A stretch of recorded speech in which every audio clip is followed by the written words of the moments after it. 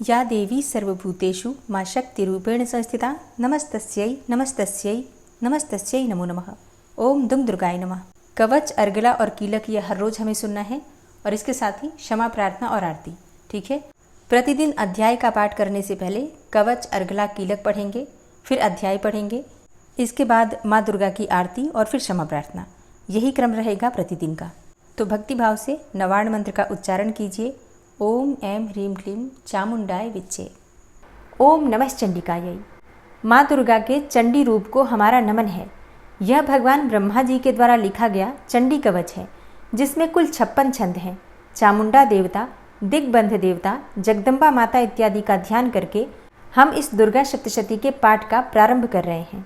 मार्कंडेय जी पितामह ब्रह्मा जी से कह रहे हैं कि हे भगवान ब्रह्मा, जो इस विश्व में गोपनीय है वह रहस्यपूर्ण है तथा जो सभी की रक्षा करता है और हमें अधर्म से बचाता है, साथ ही जिसे आपने अभी तक किसी को दिखाया भी नहीं है, ऐसा कोई साधन या उपाय मुझे बताइए। मार्कंडेय जी के इस प्रश्न पर भगवान ब्रह्मा कहते हैं कि उस साधन का नाम तो देवी कवच ही है, जो इस विश्व में अत्यधिक गोपनीय है। वह देवी कवच सभी का कल्याण करने वाला, पवित्रता और पुण्य देने वाला है। आपको इसी का ही जाप करना चाहिए, इससे ही आपका उद्धार होगा। माँ दुर्गा की 9 मूर्तियाँ हैं। माँ दुर्गा का प्रथम स्वरूप है माँ शैलपुत्री, दूसरा स्वरूप है माँ ब्रह्मचारिणी, माँ दुर्गा का तीसरा स्वरूप है माँ चंद्रघंटा और चौथा स्वरूप है माँ कुष्मांडा। उनका 5वां रूप स्कंद माता का है और छठा रूप माँ कात्यायनी है। 7वां स्वरूप है माँ कालरात्रि का और 8वां स्वरूप माँ महागौरी के नाम से प्रसिद्ध है। माँ दुर्गा का 9वां रूप है माँ सिद्धिदात्री। यही नव दुर्गा के रूप हैं जिसे भगवान ब्रह्मा के द्वारा वेदों के माध्यम से बताया गया है। जो मनुष्य अग्नि में जल रहा हो, सभी ओर से शत्रुओं से घिर गया हो, विपरीत परिस्थितियों का सामना कर रहा हो और उस समय यदि वह माँ दुर्गा की शरण में जाता है तो उसका कभी भी बुरा नहीं हो सकता है। अर्थात माँ दुर्गा का ध्यान किए जाने पर माँ दुर्गा उसकी हर परिस्थिति में सहायता करती हैं। यदि युद्ध का समय हो और मनुष्य संकटों में घिरा हुआ हो तो भी माँ दुर्गा के प्रभाव से उसका कुछ भी बुरा नहीं होता है। माँ दुर्गा उसके दुख, पीड़ा, भय इत्यादि का नाश कर देती हैं। जो भी भक्तगण माँ दुर्गा की भक्ति करता है, माँ दुर्गा अवश्य ही उन्हें अभय दान देती हैं। जो कोई भी देवी दुर्गा का ध्यान करता है, माँ दुर्गा उसकी हर प्रकार से रक्षा करती हैं और इस बात में कोई भी संशय नहीं है। चामुंडा माता का वाहन प्रेत है और वे उस पर सवारी करती हैं। वाराही माता का वाहन भैंसा है। ऐन्द्री माता का वाहन हाथी है तो वही वैष्णवी माता का वाहन गरुड़ है।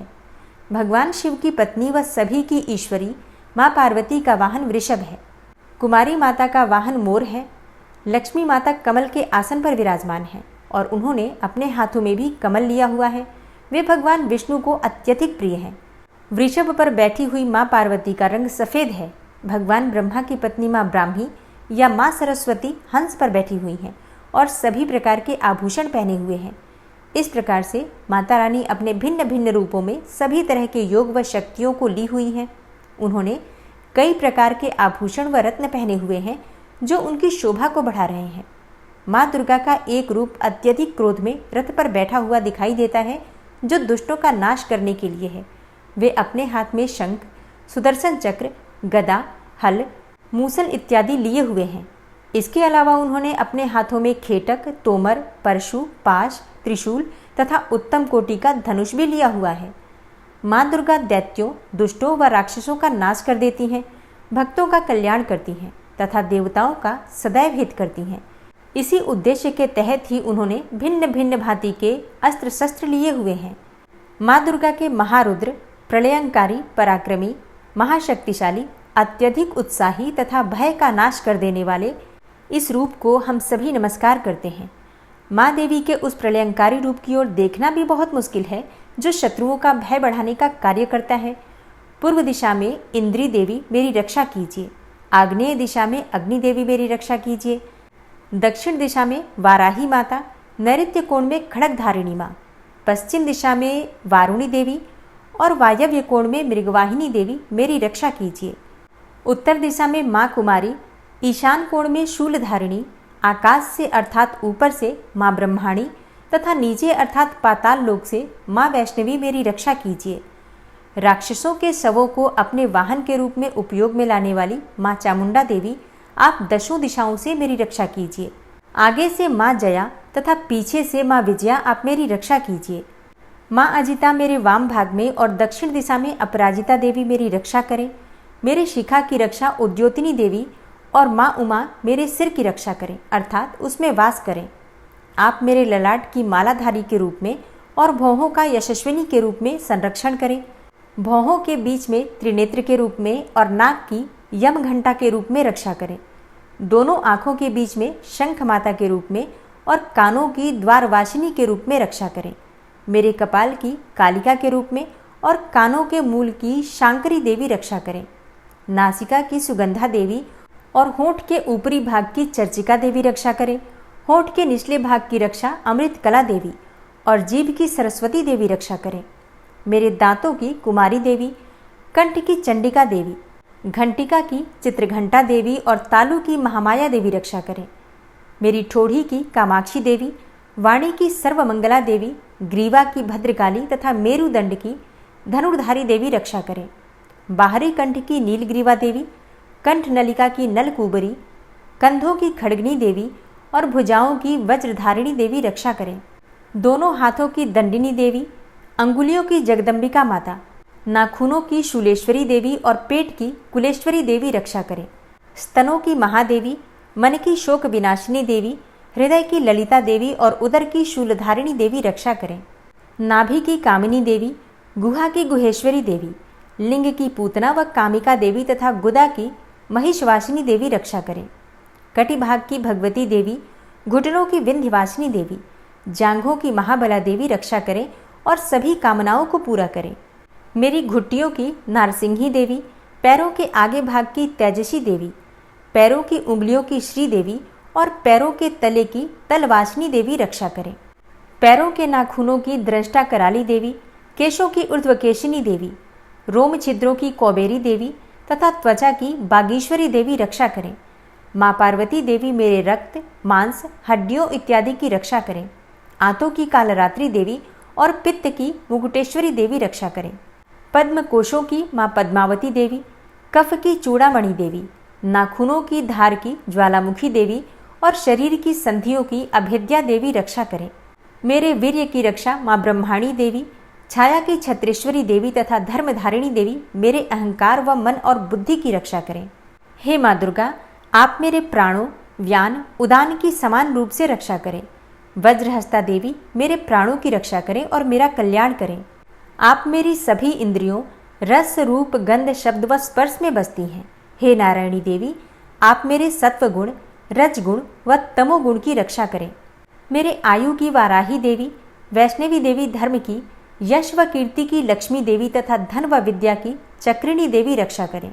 इंद्रा देवी मेरे गोत्र की, चंडी देवी मेरे पशुओं की, महालक्ष्मी देवी मेरे पुत्रों की और भैरवी देवी मेरी पत्नी की रक्षा करें। मेरे पथ की सुपथा देवी और उस मार्ग की क्षेमकरी देवी, राजा के दरबार में महालक्ष्मी देवी तथा सभी जगह निवास करने वाली विजया देवी मेरे भय की रक्षा करें। हे माँ दुर्गा, जो भी स्थान या अंग इस देवी कवच में रह गया है और वह अभी भी रक्षा करने योग्य है, तो आप उसकी भी रक्षा कीजिए। आप मेरे पापों का नाश करके मेरा उद्धार कीजिए। माँ दुर्गा की आज्ञा के बिना कोई भी व्यक्ति इस विश्व में एक कदम भी आगे नहीं बढ़ सकता है। हम यदि कहीं भी जा रहे हैं तो हमें अवश्य ही इस देवी कवच का पाठ करना चाहिए और उसके बाद ही प्रस्थान करना चाहिए। इस दुर्गा रक्षा कवच के पाठ से हमें हर जगह लाभ व सफलता मिलती है और हमारे सभी काम बन जाते हैं। हम जब भी माँ दुर्गा का ध्यान करते हैं, वैसे ही हमारे सभी काम बनते चले जाते हैं।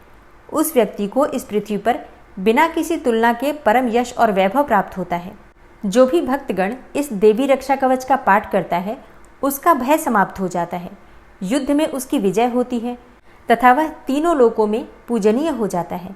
देवी माता का यह रक्षा कवच देवताओं तक के लिए बहुत दुर्लभ है। जो व्यक्ति इस देवी कवच का तीनों समय श्रद्धा भाव के साथ पाठ करता है, उसे देवी माता की कृपा से तीनों लोकों में विजय मिलती है। वह अकाल मृत्यु के भय से दूर होता है तथा 100 वर्षों से भी अधिक समय तक जीवित रहता है। इस दुर्गा कवच के पाठ से व्यक्ति के शरीर में होने वाले हर तरह के रोग समाप्त हो जाते हैं। उसके शरीर में बनने वाला विष भी समाप्त हो जाता है तथा कोई रोग उसका कुछ भी बिगाड़ नहीं सकता है।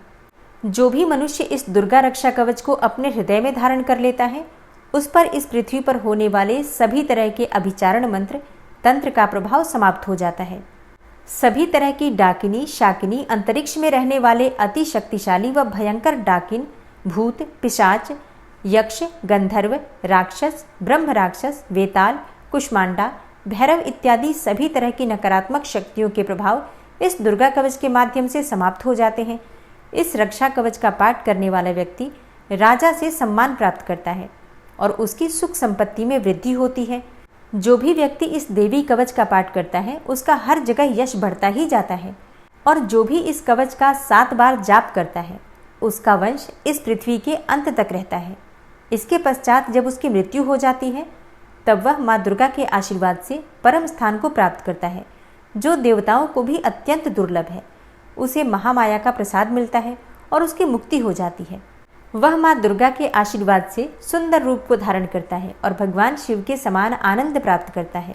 श्रीदेवी दुर्गा कवच संपूर्ण हुआ। ओम नमः चंडिकायै। माँ चंडिका देवी को नमस्कार है।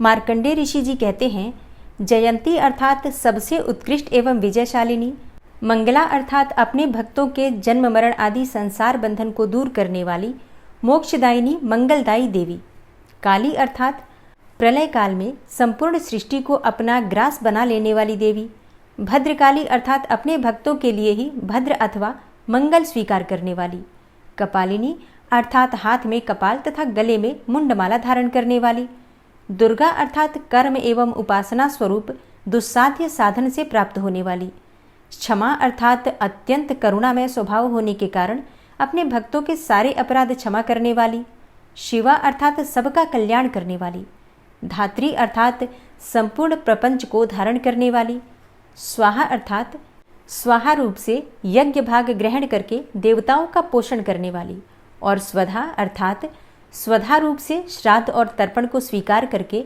पितरों का पोषण करने वाली। इन नामों से प्रसिद्ध हे जगदम्बिके, तुम्हें मेरा नमस्कार है। हे देवी चामुंडे, तुम्हारी जय हो। संपूर्ण प्राणियों की पीड़ा हरने वाली देवी, तुम्हारी जय हो। सब में व्याप्त रहने वाली देवी, तुम्हारी जय हो। हे कालरात्रि, तुम्हें नमस्कार है।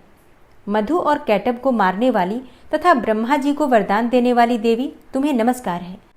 तुम मुझे रूप दो, जय दो, यश दो और काम क्रोध आदि शत्रुओं का नाश करो। महिषासुर का नाश करने वाली तथा भक्तों को सुख देने वाली हे देवी, तुम्हें नमस्कार है। तुम रूप दो, जय दो, यश दो और काम क्रोध आदि शत्रुओं का नाश करो। रक्त बीज का वध और चंडमुंड का विनाश करने वाली हे देवी, तुम रूप दो, जय दो, यश दो और काम क्रोध आदि शत्रुओं का नाश करो। शुंभ और निशुंभ तथा धूम्रलोचन का मर्दन करने वाली हे देवी, तुम रूप दो, जय दो, यश दो और काम क्रोध आदि शत्रुओं का नाश करो। सबके द्वारा वंदित युगल चरणों वाली तथा संपूर्ण सौभाग्य प्रदान करने वाली हे देवी, तुम रूप दो, जय दो, यश दो और काम क्रोध आदि शत्रुओं का नाश करो। हे देवी, तुम्हारे रूप और चरित्र अचिंत्य हैं। तुम समस्त शत्रुओं का विनाश करने वाली हो।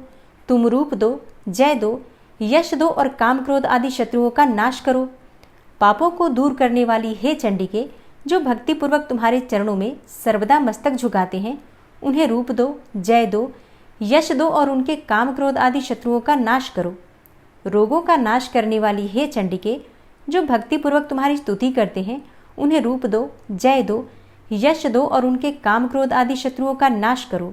हे चंडिके, इस संसार में जो भक्तिपूर्वक तुम्हारी पूजा करते हैं, उन्हें रूप दो, जय दो, यश दो और उनके काम क्रोध आदि शत्रुओं का नाश करो। मुझे सौभाग्य और आरोग्य दो, परम सुख दो। रूप दो, जय दो, यश दो और मेरे काम क्रोध आदि शत्रुओं का नाश करो। जो मुझसे द्वेष रखते हों, उनका नाश और मेरे बल की वृद्धि करो। रूप दो, जय दो, यश दो और मेरे काम क्रोध आदि शत्रुओं का नाश करो। हे देवी, मेरा कल्याण करो, मुझे उत्तम संपत्ति प्रदान करो। रूप दो, जय दो, यश दो और मेरे काम क्रोध आदि शत्रुओं का नाश करो।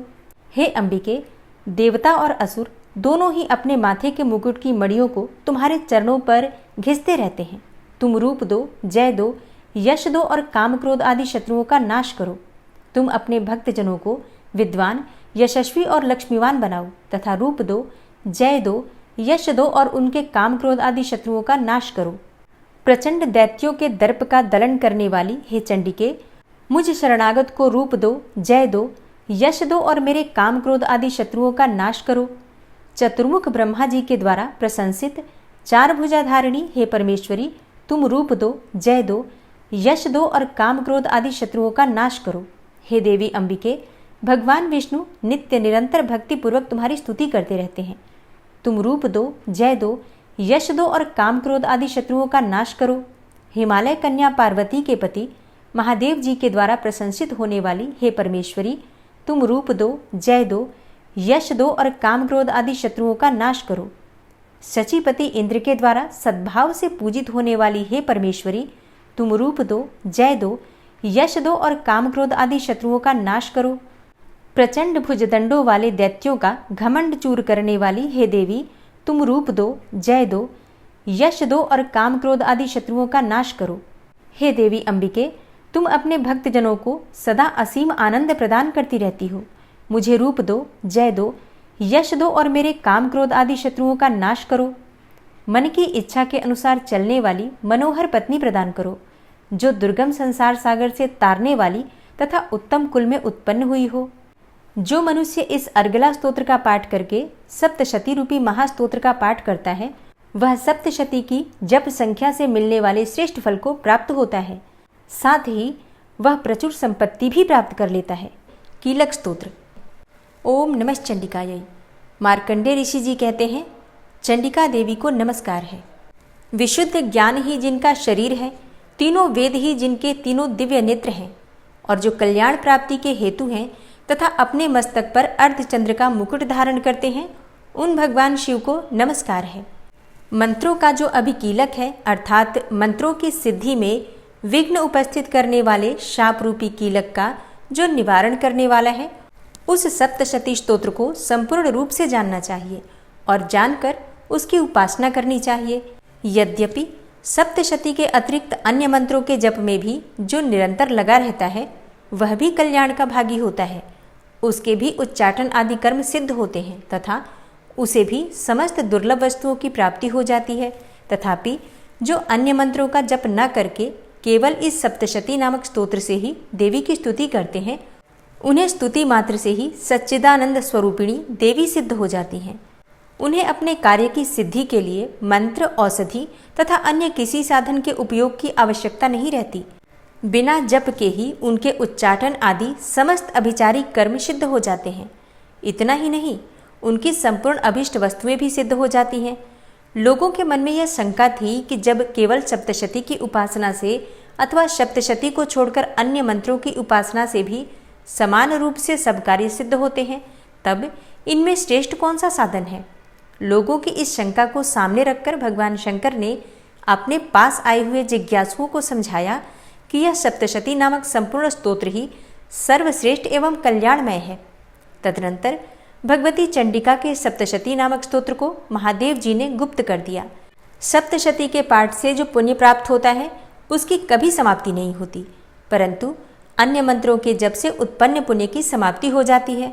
अतः भगवान शिव ने अन्य मंत्रों की अपेक्षा जो सप्तशती की ही श्रेष्ठता का निर्णय किया, उसे यथार्थ ही जानना चाहिए। अन्य मंत्रों का जप करने वाला पुरुष भी यदि सप्तशती के स्तोत्र और जप का अनुष्ठान कर ले, तो वह भी पूर्ण रूप से ही कल्याण का भागी होता है। इसमें तनिक भी संदेह नहीं है। जो साधक कृष्ण पक्ष की चतुर्दशी अथवा अष्टमी को एकाग्रचित्त होकर भगवती की सेवा में अपना सर्वस्व समर्पित कर देता है और फिर उसे प्रसाद रूप से ग्रहण करता है, उसी पर भगवती प्रसन्न होती हैं, अन्यथा उनकी प्रसन्नता नहीं प्राप्त होती। इस प्रकार सिद्धि के प्रतिबंधक रूप कील के द्वारा महादेव जी ने इस स्तोत्र को कीलित कर रखा है। जो पूर्वोक्त रीति से निष्कीलन करके इस सप्तशती स्तोत्र का प्रतिदिन स्पष्ट उच्चारण पूर्वक पाठ करता है, वह मनुष्य सिद्ध हो जाता है, वही देवी का पार्षद होता है और वही गंधर्व भी होता है। सर्वत्र विचरते रहने पर भी इस संसार में उसे कहीं भी भय नहीं होता। वह अपमृत्यु के वश में नहीं पड़ता तथा देह त्यागने के बाद वह मोक्ष प्राप्त कर लेता है। अतः कीलन को जानकर उसका परिहार करके ही सप्तशती का पाठ आरंभ करें। जो ऐसा नहीं करता उसका नाश हो जाता है। इसलिए कीलक और निष्कीलन का ज्ञान प्राप्त करने पर ही यह स्तोत्र निर्दोष होता है और विद्वान पुरुष इस निर्दोष स्तोत्र का ही पाठ आरंभ करते हैं। स्त्रियों में जो कुछ भी सौभाग्य आदि दृष्टिगोचर होता है वह सब देवी के प्रसाद रूप का ही फल है। अतः इस कल्याणमय स्तोत्र का सदा जाप करना चाहिए।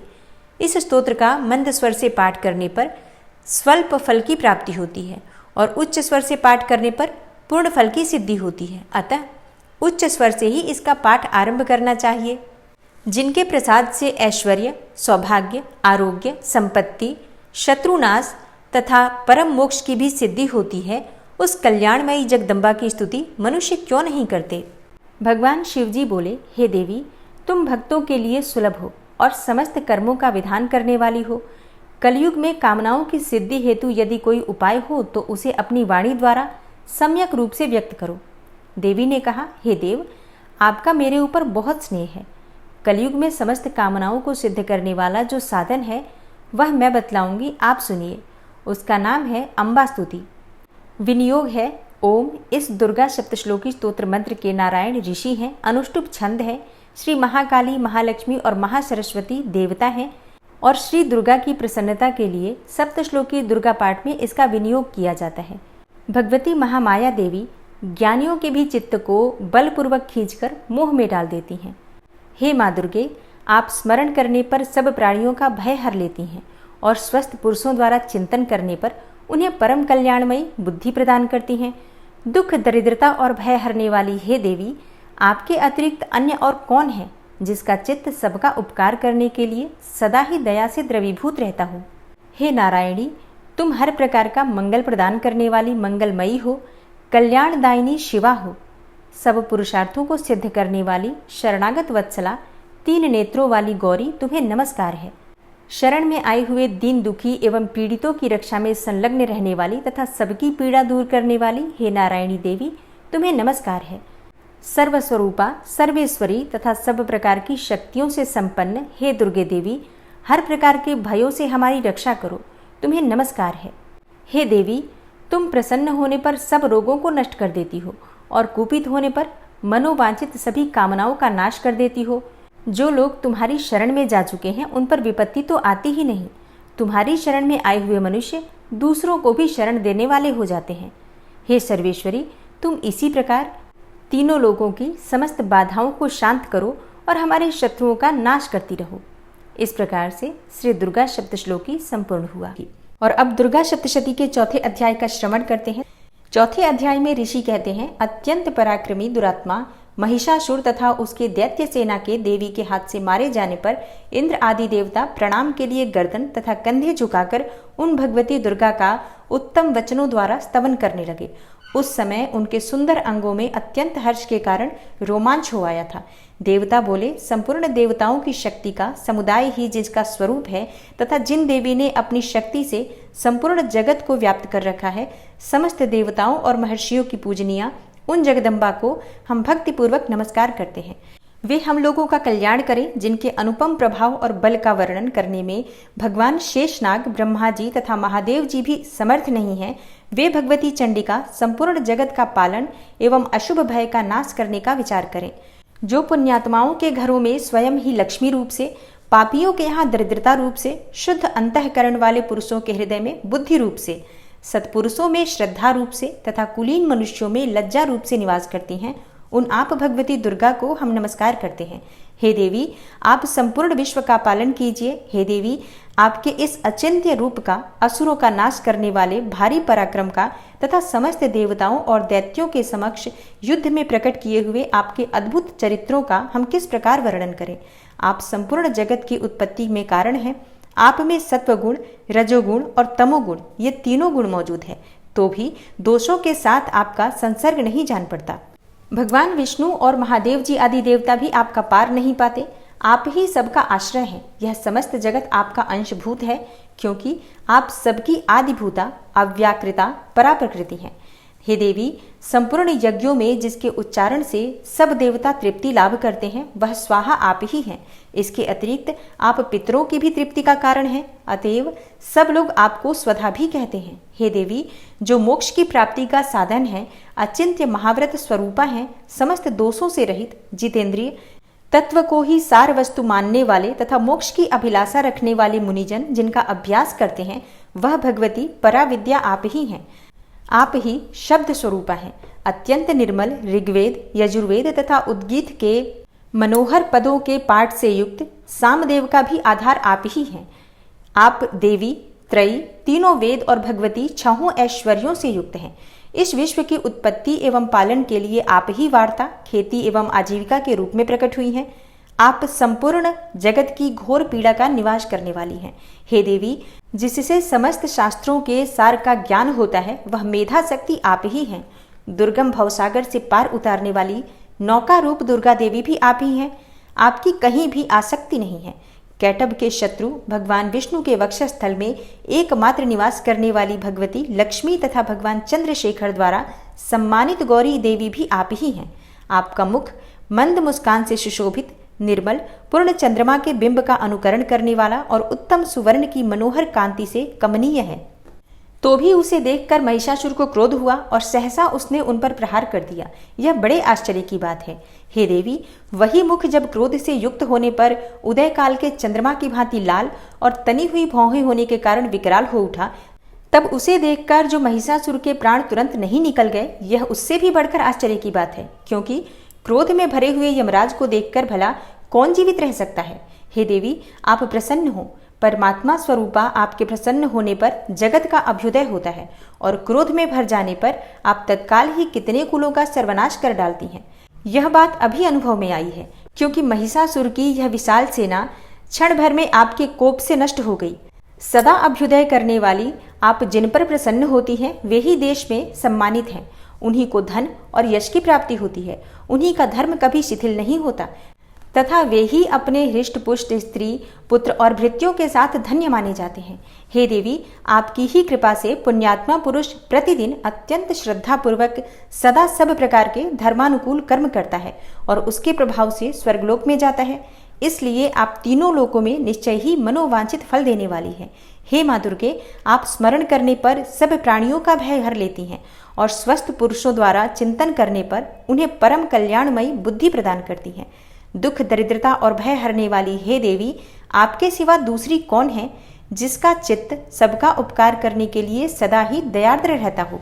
हे देवी, इन राक्षसों के मारने से संसार को सुख मिले तथा ये राक्षस चिरकाल तक नरक में रहने के लिए भले ही पाप करते रहे हों, इस समय संग्राम में मृत्यु को प्राप्त होकर स्वर्गलोक में जाएं। निश्चय ही यही सोचकर आप शत्रुओं का वध करती हैं। आप शत्रुओं पर शस्त्रों का प्रहार क्यों करती हैं? समस्त असुरों को दृष्टिपात मात्र से ही भस्म क्यों नहीं कर देती? इसमें एक रहस्य है। ये शत्रु भी हमारे शस्त्रों से पवित्र होकर उत्तम लोकों में जाएं। इस प्रकार उनके प्रति भी आपका विचार अत्यंत उत्तम रहता है। खड्ग के तेज पुंज की भयंकर दीप्ति से तथा आपके त्रिशूल के अग्रभाग की घनीभूत प्रभा से चौंधियाकर जो असुरों की आंखें फूट नहीं गईं, उसमें कारण यही था कि वे मनोहर रश्मियों से युक्त चंद्रमा के समान आनंद प्रदान करने वाले आपके इस सुंदर मुख का दर्शन करते थे। हे देवी, आपका शील दुराचारियों के बुरे बर्ताव को दूर करने वाला है। साथ ही यह रूप ऐसा है जो कभी चिंतन में भी नहीं आ सकता और जिसकी कभी दूसरों से तुलना भी नहीं हो सकती, तथा आपका बल और पराक्रम तो उन दैत्यों का भी नाश करने वाला है जो कभी देवताओं के पराक्रम को भी नष्ट कर चुके थे। इस प्रकार आपने शत्रुओं पर भी अपनी दया ही प्रकट की है। वरदायिनी हे देवी, आपके इस पराक्रम की किसके साथ तुलना हो सकती है? तथा शत्रुओं को भय देने वाला एवं अत्यंत मनोहर ऐसा रूप भी आपके सिवा और कहाँ है? हृदय में कृपा और युद्ध में निष्ठुरता, ये दोनों बातें तीनों लोगों के भीतर केवल आप में ही देखी गई हैं। हे मातः, आपने शत्रुओं का नाश करके इस समस्त त्रिलोकी की रक्षा की है। उन शत्रुओं को भी युद्ध भूमि में मारकर स्वर्गलोक में पहुंचाया है तथा उन्मत्त दैत्यों से प्राप्त होने वाले हम लोगों के भय को भी दूर कर दिया है। आपको हमारा नमस्कार है। हे देवी, आप शूल से हमारी रक्षा करें। हे अंबिके, आप खड्ग से भी हमारी रक्षा करें तथा घंटा की ध्वनि और धनुष की टंकार से भी हम लोगों की रक्षा करें। हे चंडिके, पूर्व पश्चिम और दक्षिण दिशा में आप हमारी रक्षा करें तथा हे ईश्वरी अपने त्रिशूल को घुमाकर आप उत्तर दिशा में भी हमारी रक्षा करें। तीनों लोकों में आपके जो परम सुंदर एवं अत्यंत भयंकर रूप विचरते हैं उनके द्वारा भी आप हमारी तथा इस भूलोक की रक्षा करें। हे अंबिके, आपके कर पल्लवों में शोभा पाने वाले खड्ग, शूल और गदा आदि जो अस्त्र हों उन सबके द्वारा आप सब ओर से हम लोगों की रक्षा करें। तब ऋषि कहते हैं, इस प्रकार जब देवताओं ने जगन्माता दुर्गा की स्तुति की और नंदनवन के दिव्य पुष्पों एवं गंध चंदन आदि के द्वारा उनका पूजन किया, फिर सबने मिलकर जब भक्तिपूर्वक दिव्य धूपों की सुगंध निवेदन की, तब देवी ने प्रसन्न वदन होकर प्रणाम करते हुए सब देवताओं से कहा। देवी बोली, देवताओं, तुम सब लोग मुझसे जिस वस्तु की अभिलाषा रखते हो उसे मांगो। देवता बोले, भगवती ने हमारी सब इच्छा पूर्ण कर दी है, अब कुछ भी बाकी नहीं है, क्योंकि हमारा यह शत्रु महिषासुर मारा गया। हे महेश्वरी, इतने पर भी यदि आप हमें और वर देना चाहती हैं तो हम जब जब आपका स्मरण करें तब तब आप दर्शन देकर हम लोगों के महान संकट दूर कर दिया करें तथा प्रसन्न मुखी अंबिके, जो मनुष्य इन स्तोत्रों द्वारा आपकी स्तुति करे उसे वित्त, समृद्धि और वैभव देने के साथ ही उसकी धन और स्त्री आदि संपत्ति को भी बढ़ाने के लिए आप सदा हम पर प्रसन्न रहें। ऋषि कहते हैं, हे राजन, देवताओं ने जब अपने तथा जगत के कल्याण के लिए भद्रकाली देवी को इस प्रकार प्रसन्न किया, तब वे तथास्तु कहकर वहीं अंतर्ध्यान हो गई। हे भूपाल, इस प्रकार पूर्व काल में तीनों लोकों का हित चाहने वाली देवी जिस प्रकार देवताओं के शरीरों से प्रकट हुई थी, वह सब कथा मैंने कह सुनाई। अब पुनः देवताओं का उपकार करने वाली वे देवी दुष्ट दैत्यों तथा शुंभ निशुंभ का वध करने एवं सब लोगों की रक्षा करने के लिए गौरी देवी के शरीर से जिस प्रकार प्रकट हुई थी, वह सब प्रसंग मेरे मुंह से सुनो। मैं उसका तुमसे यथावत वर्णन करता हूँ। ओम नमः चंडिकायै। इस प्रकार श्री मार्कंडेय पुराण में सावर्णिक मनवंतर की कथा के अंतर्गत देवी महात्म्य में सक्रादि स्तुति नामक चौथा अध्याय पूरा हुआ। और अब आप सुनेंगे माँ दुर्गा की आरती। ओम जय अम्बे गौरी मैया, जय श्यामा गौरी मैया जी को निश दिन ध्यावत, तुमको निश दिन ध्यावत, हरि ब्रह्मा शिवरी ओम जय अम्बे गौरी। मांग सिंदूर विराजत, टीको मृग मद को, उज्ज्वल से दो नैना, चंद्र बदन नीको ओम जय अम्बे गौरी। कनक समान कलेवर, रक्तांबर राजे, रक्त पुष्प गले माला, कंठन पर साजे ओम जय अम्बे गौरी।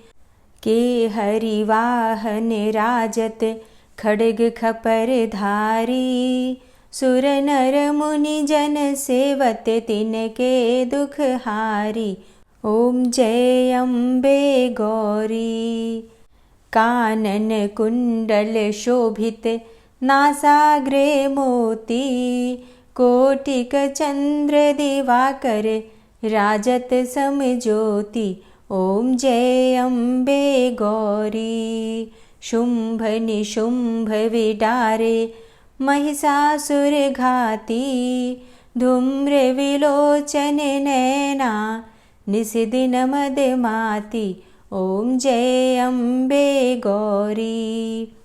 64 योगिनी मंगल गावे, नृत्य करत भैरो मैया, नृत्य करत भैरो, बाजत ताल मृदंगा, अरु बाजत डमरू ओम जय अम्बे गौरी।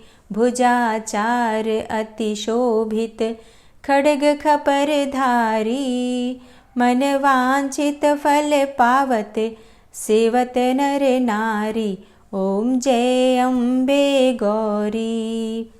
कंचन थाल विराजत, अगर कपूर बाती, श्रीमाल के तुम राजत, कोटि रतन ज्योति मैया जय अम्बे गौरी। श्री अम्बे जी की आरती जो कोई नर गावे, कहत शिवानंद स्वामी भजत हरि हर स्वामी मन वांछित फल पावे। ओम जय अम्बे गौरी। जय अम्बे गौरी मैया जय श्यामा गौरी। मैया जी को निश दिन ध्यावत, तुमको निश दिन ध्यावत, हरि ब्रह्मा शिवरी। ओम जय अम्बे गौरी। ओम जय अम्बे गौरी। मैया जय श्यामा गौरी। माँ की आरती करने के बाद क्षमा प्रार्थना ज़रूर करनी चाहिए। तो दोनों हाथ जोड़कर माँ से क्षमा प्रार्थना करते हैं। हे परमेश्वरी, मेरे द्वारा दिन रात बहुत से अपराध होते रहते हैं। मुझे अपना दास समझकर मेरे उन अपराधों को आप कृपापूर्वक क्षमा करिए। हे परमेश्वरी, मैं आवाहन करना नहीं जानता, विसर्जन करना भी नहीं जानता तथा पूजा करने का ढंग भी नहीं जानता। हे माँ, मुझे क्षमा करिए। हे देवी सुरेश्वरी, मैंने जो मंत्रहीन अर्थात ना मंत्रों को जानता हूँ, क्रियाहीन अर्थात ना क्रियाओं को जानता हूँ और भक्तिहीन अर्थात ना भक्ति के प्रकार जानता हूँ, तो मैंने जो मंत्रहीन, क्रियाहीन और भक्तिहीन पूजन किया है वह सब आपकी कृपा से पूरे हों। सैकड़ों अपराध करने के बाद भी जो आपकी शरण में आके जगदम्बा कहकर पुकारता है, उसे वह गति प्राप्त होती है जो ब्रह्मा आदि देवताओं के लिए भी पाना आसान नहीं है। हे जगदम्बिके, मैं अपराधी हूँ किंतु आपकी शरण में आया हूँ। इस समय दया का पात्र हूँ, आप जैसा चाहें वैसा करें। हे देवी परमेश्वरी, अज्ञानवश, भूल से या बुद्धि भ्रष्ट होने के कारण मैंने जो भी न्यूनता या अधिकता कर दी हो वह सब क्षमा करें और प्रसन्न हो। हे सच्चिदानंद स्वरूपा परमेश्वरी, जगन माता कामेश्वरी, आप प्रेम पूर्वक मेरी यह पूजा स्वीकार करें और मुझ पर प्रसन्न रहें। हे देवी सुरेश्वरी, आप गोपनीय से भी गोपनीय वस्तु की रक्षा करने वाली हैं। मेरे निवेदन किए हुए इस जप को ग्रहण करिए। आपकी कृपा से मुझे सिद्धि की प्राप्ति हो। इस प्रकार क्षमा प्रार्थना मंत्र के पाठ से दुर्गा माता आपके जाने अनजाने में हुए सारे अपराधों को क्षमा करेंगी और उनकी कृपा सदैव आपके ऊपर बनी रहेगी।